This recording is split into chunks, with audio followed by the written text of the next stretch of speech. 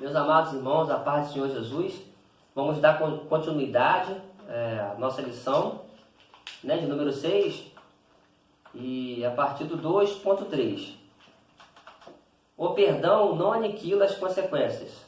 Então, o nosso pastor falou sobre o reconhecimento e confissão do pecado, falou sobre a confissão e o pedido de perdão, e nós vamos falar agora sobre o perdão não aniquila as consequências. Por isso que a gente tem que vigiar, Vigiar e orar muito, de maneira intensa, para poder não sofrermos as consequências do pecado.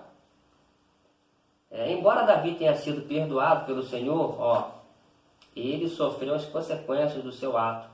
Em decorrência deste ato, a espada não se apartaria da casa de Davi. Deus exerceu o seu juízo sobre a vida de Davi. O filho nascido em decorrência do adultério morreu. O mal veio sobre a família de Davi.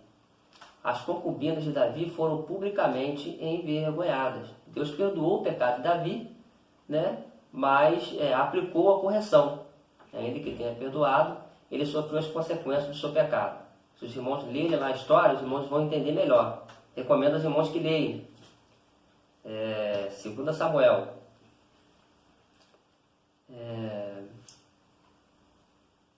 Dois pontos devem ser observados. Primeiro ponto, o perdão de Deus libera o nosso acesso a Ele.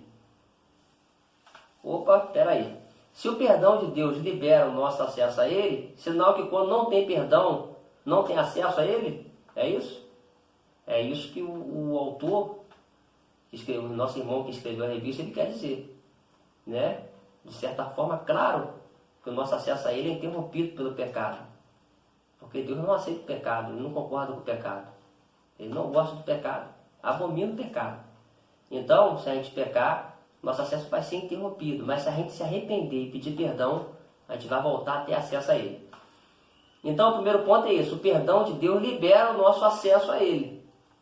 E o ponto 2 é que mesmo sendo perdoados, sofreremos as consequências do nosso pecado.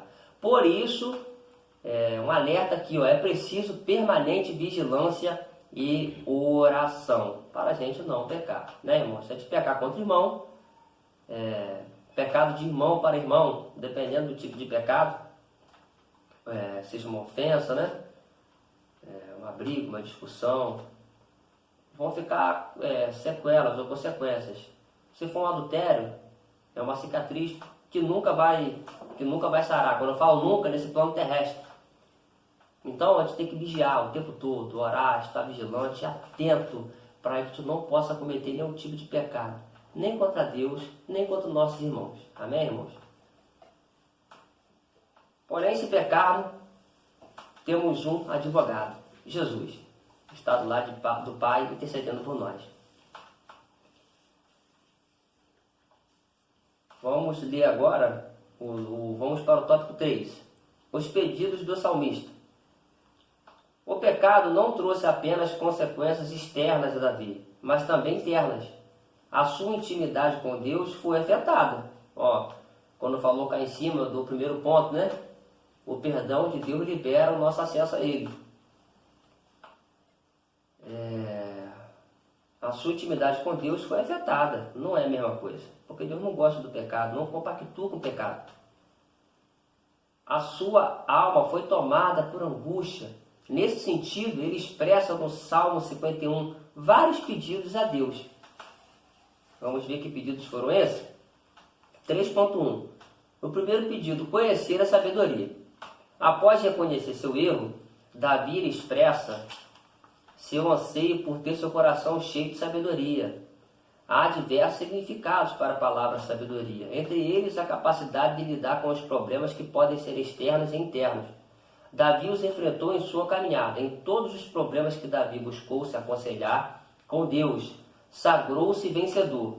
No entanto, faltou-lhe sabedoria para lidar com os seus pecados residentes, não consultando o Senhor se deveria agir ou não daquela forma.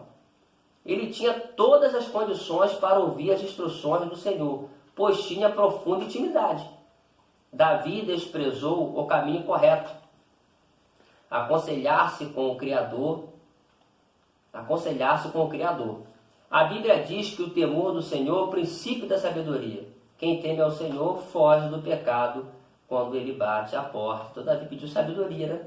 Resumindo, então nós devemos seguir esse exemplo de Davi. Pedir sabedoria a Deus para lidar com os problemas, para lidar com os irmãos. Lidar com pessoas é complicado, né? As pessoas lidar comigo é complicado também, porque eu penso diferente dela, os irmãos pensam diferente, seja na igreja, seja no trabalho, seja na escola, aonde for. É difícil, é complicado, e o conflito vem. Mas a gente tem que pedir a Deus sabedoria para lidar um com os outros, para entender a palavra de Deus, nossa maneira de viver, aonde quer que a gente esteja. Amém, irmãos? Outro ponto importante é que, aqui diz, Davi tinha todas as condições para ouvir as instruções do Senhor, pois tinha profunda intimidade com Deus. Qual o grau de intimidade que você tem com Deus? Você fala com Ele? Você ora? Vive em constante oração? Isso é muito importante, essa intimidade com o Senhor. Davi era um rei. E no Antigo Testamento, o Espírito Santo só estava com os reis, profetas e sacerdotes. Só com os reis, profetas e sacerdotes. Até que Joel, ele profetizou, os irmãos podem ler lá no livro de Joel, o que aconteceu em Atos dos Apóstolos, capítulo 2. O Espírito Santo desceu, encheu toda a casa, encheu todos que estavam ali naquela casa. E a partir daquele dia, o mesmo Espírito Santo que estava sobre Davi, ele está sobre nós, está sobre todos aqueles que creem nele. E esse mesmo Espírito, ele intercede por nós lá no céu, com gemidos inexprimíveis, quando a gente peca. Porque a gente não sabe o que pedir. Então, irmãos, peça a Deus sabedoria. E entenda que o Espírito Santo de Deus está conosco, para nos guiar, para nos orientar. E esse Espírito Santo de Deus é a sabedoria. 3.2. Purifica-me com o sopro. Davi pede ao Senhor que o purifique com o sopro. Davi queria ter a certeza de estar plenamente purificado. O sopro é um arbusto aromático com cachos de flores amarelas que crescia nas fendas da rocha. Era usado na cerimônia da purificação. Outra passagem relacionada ao sopro ocorre quando os israelitas, para que os seus filhos escapassem da morte dos primogênitos do Egito, molharam feixes de sopo no sangue de um cordeiro sem defeito, morto naquele dia.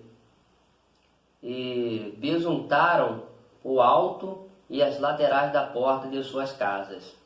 Davi sabia que as chagas do seu pecado eram grandes, portanto queria se sentir completamente restaurado pelo seu Senhor. Os nossos pecados são purificados por meio do sangue de Cristo. É por isso que o sangue de Cristo é chamado de sangue da aspersão. Amém, irmãos? Glória a Deus. Os nossos pecados são purificados por meio do sangue de Cristo. O sangue de Cristo nos purifica de todos os pecados. Nós temos que fazer de tudo para não pecar. Estar vigilante, pedindo a Deus sabedoria, orando, lendo a sua palavra todos os dias, porque é a palavra de Deus que nos dá entendimento e sabedoria para exatamente não pecar. Se todavia nós pecarmos, nós temos um advogado. E esse advogado foi o que derramou o seu sangue para nos purificar dos nossos pecados. Amém? Vamos ler agora o 3.3. A alegria da tua salvação. Há duas expressões fundamentais no verso 12. Alegria e salvação. Davi estava em um estado de angústia profunda e sentindo-se preso em decorrência do seu pecado. Duas lições aprendemos aqui. 1. O caminho da santidade conduz as pessoas à alegria e à salvação. O caminho do pecado, o 2. O caminho do pecado conduz à tristeza e à morte.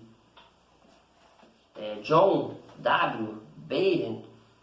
Alegria. A alegria na proveitosa proximidade de Deus é o verdadeiro poder motivador do nosso estilo de vida, que o poeta vislumbra aqui.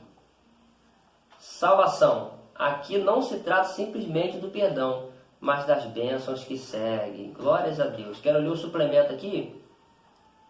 O suplemento do professor que diz: Gesiel Gomes disse: perdão e gozo andam juntos. Almas que não foram perdoadas dos seus negros e tristíssimos pecados são almas completamente entristecidas. Mas com o perdão de Deus vem o gozo espiritual, administrado pelo Espírito de Deus. O gozo é um fruto do Espírito, está lá em Gálatas 5:22. E ter gozo é um mandamento do Espírito. Amém, irmãos? Então, que nós possamos, através dessa lição, ficarmos atentos, né? Em relação ao pecado. As maneiras que a gente tem de se defender contra o pecado são a oração, a leitura da palavra de Deus, pedir a Deus sabedoria, ter intimidade como Davi tinha para falar com o Senhor. E principalmente a vigilância. Tá bom, irmãos? Que os irmãos possam ficar com essa palavra e Deus abençoe a todos. Agora nós vamos ficar com as perguntas.